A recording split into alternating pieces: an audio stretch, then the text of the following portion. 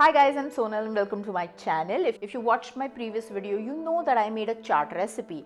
And let me quickly again give you a recap of what a chaat is. So chaat is something which is a street food sold in India, and it has a base or a main element, and on top of that a lot of condiments and masalas are added, and all of these masalas and condiments can be added as per the preference of the person who's eating. So I have in my previous video showed you how to make all of those elements. I'm going to quickly add all of those things in this video too, but if you want to watch that video, click the link on the screen as well as in the description and you can watch that. Today we are making an aloo tikki chaat.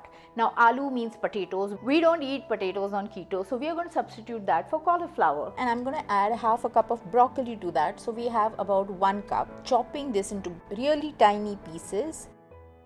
Once that is done, I'm putting it in the microwave covered for about a minute or two, and then I'm adding a little bit of water so that it cooks a little more in the steam. While that is happening, let's make the green chutney.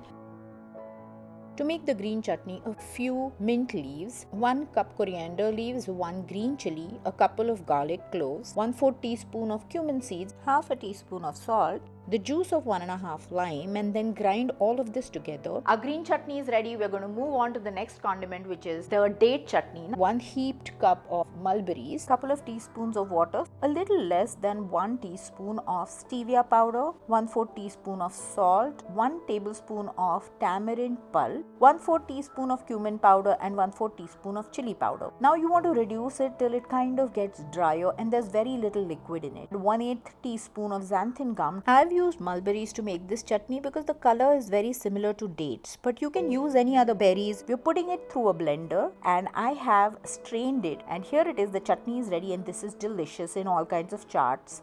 Now making the filling for the tikkis, so you need a really spicy one. 1/3 cup of dry mozzarella, half teaspoon of fennel seed powder, half a teaspoon of cumin seed powder, half a teaspoon of coriander, amchur powder, red chili powder, and a pinch of garam masala. I'm also adding green chilies. I should have added 2 of those. I thought those were spicy, so I added only 1. Chop them into really fine pieces and add that. I've also added 1/4 teaspoon of salt. Now our cauliflower and broccoli is cooked and it has a lot of, so I've added 2 teaspoons of psyllium husk powder and 1/4 teaspoon of salt. I'm mixing all of this while it's hot, and I'm going to cover it and let it rest for 5 minutes till it soaks up all of the juices. Now here is our mixture which I had microwaved, and it's got a little sticky because it was a dry mozzarella, but you don't need to add a dry one, you can add a regular one, and I'm setting that aside. Now let's make our tikkis. At this point I realized that I needed a little more of the psyllium husk, so I added half a teaspoon extra and let it sit for another 5 minutes or so.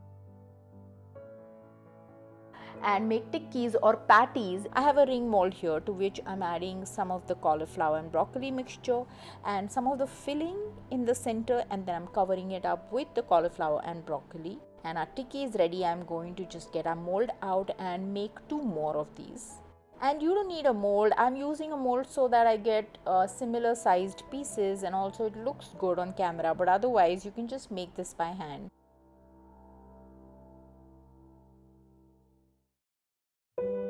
And our second one is ready, and I'm going to make this third one.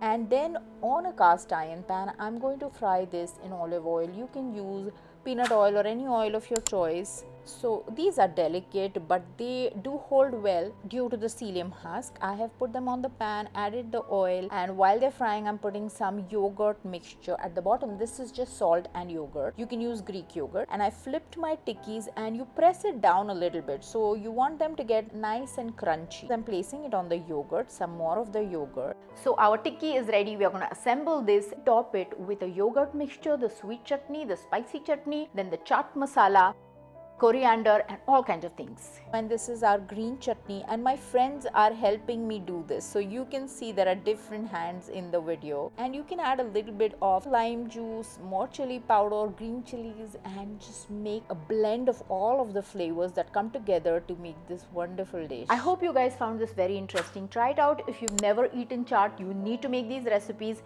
and you will thank me because they are completely low carb, keto friendly, and healthy. They're good for you. So let me know in the comments how it turned out for you. Also click the like button, subscribe to my channel, click the notification bell, and thanks for watching. Bye.